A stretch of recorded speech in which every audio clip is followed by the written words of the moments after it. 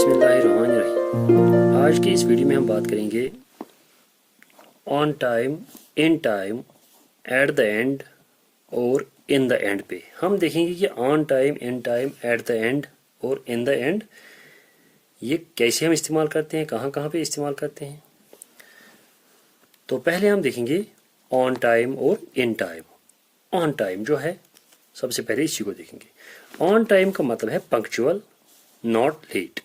On time means punctual, not let, यानी कि exact time पे जब काम हो जाएगा तो हम उसको बोलते हैं ऑन टाइम, यानी कि लेट ना होना। If something happens on time, it happens at the time which was planned.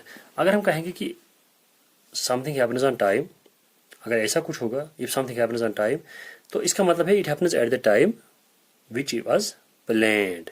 तो जो प्लान किया गया था उसी टाइम पे काम हुआ है, तो अब उस वक्त हम ऑन टाइम इस्तेमाल करते हैं, यानी कि पंक्चुअल, ऑन टाइम, बराबर उसी वक्त पे हुआ जिस टाइम पे प्लान था। The 11:45 train left on time, ये example, the 11:45 train left on time. इसका मतलब है कि जो ट्रेन 11:45 पे निकलनी थी वो टाइम पे निकल गई, यानी कि वो बराबर 11:45 पे निकली, यानी कि इट लेफ्ट एट 11:45। हमें ऑलरेडी पता है कि टाइम के साथ, एग्जैक्ट टाइम के साथ एट लगता है, तो यहाँ इट लेफ्ट एट 11:45। तो अगर ये बराबर 11:45 पे निकली है तो हम कहेंगे it left on time. I will meet you at 7:30। देखिए, I will meet you at 7:30, at आएगा क्योंकि 7:30 एग्जैक्ट टाइम है।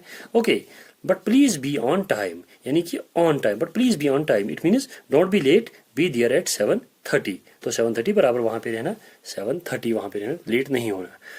In time, opposite of on time is late. On time का opposite है late. Late on time का opposite है। Be on time, don't be late. Be on time, don't be late. ये है on time. अब हम देखेंगे in time. In time जो है, in time का मतलब है, ये in time इसके बाद कोई चीज़ आता है, in time for something or to do something. That means soon enough. In time means soon enough. Soon enough. What will you be home in time for dinner? Will you be home in time for dinner?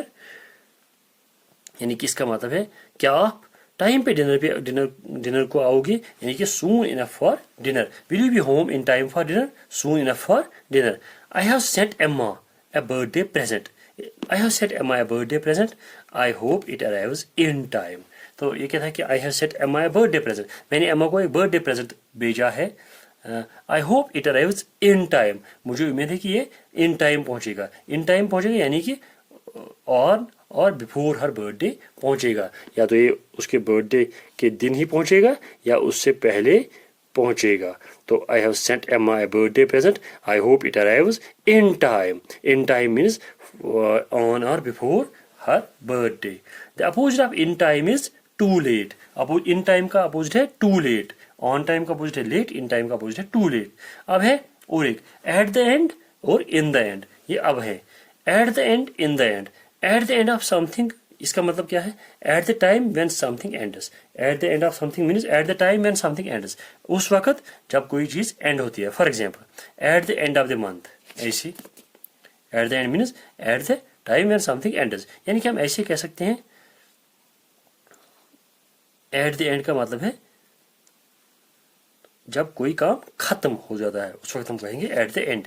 Eight the end of the month, eight the end of January,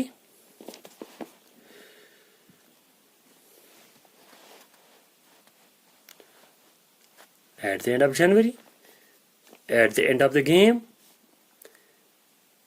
I am going away at the end of January, eight the end of the month. तो यहाँ पे eight the and यानी कि मैं आखिर month के आखिर पे जा रहा हूँ, आखिर पर जा रहा हूँ।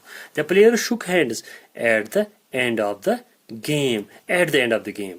तो at the end of something, ये उसके बाद कोई नाउन आता है, कोई समथिंग आ सकता है। At the end of January, eight the end of the month, eight the end of the film, eight the end of the game, ऐसी। एट द एंड का अपोजिट क्या है, at the beginning. Eight the end का opposite है at the beginning. I am going away at the beginning of January, यहाँ उधर था eight the end of January, यहाँ पे लिखा eight the beginning of January. अब है इन the end, in the and. तो एट द एंड का मतलब आखिर पर, एट द एंड का मतलब है आखिर पर। इन द एंड देखिए यह है फाइनली, यानी कि आखिरकार। इन the and it means finally, आखिरकार.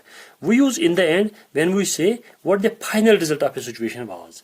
हम in the end इस्तेमाल करते हैं जब हम ये जानना चाहते हैं कि situation का final result क्या निकला.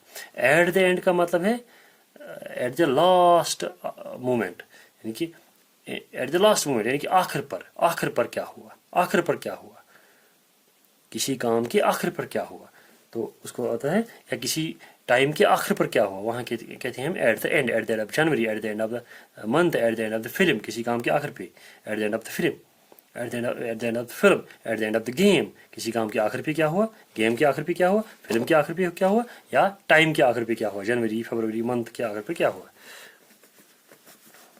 Eight the end of the our.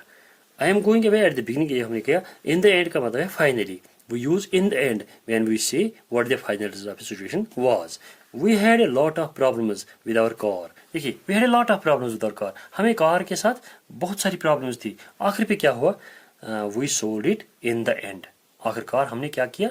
आखिरकार हमने इसको बेच दिया. इनकी रिजल्ट क्या निकला? हमने उसको बेच दिया. Finally we sold it. In the end we sold it means, या we sold it in the end, we sold it finally. और finally we sold it. In the end हम beginning भी लिख सकते हैं, end भी लिख सकते हैं. He got more and more angry. वो ज़्यादा से ज़्यादा एंग्री हो गया. In the end, finally उसने क्या किया? He just walked out of the room. Finally वो कमरे से बाहर निकल आया. The opposite of in the end is usually at first. In the end का हम देखा, in the end means finally. तो अपोजिट क्या है इसका मतलब अपोजिट है at first we didn't get on very well. At first पहले हमारे अच्छे ताल्लुकात नहीं बने, हम गेट ऑन हमने नहीं किया, हमारे अच्छे ताल्लुकात नहीं बने. But in the end we became friends, but finally we became friends. तो ये था in the end, at the end और ऑन टाइम और इन टाइम. कल किसी और टॉपिक पे बात करेंगे. जब तक के लिए खुदा हाफिज.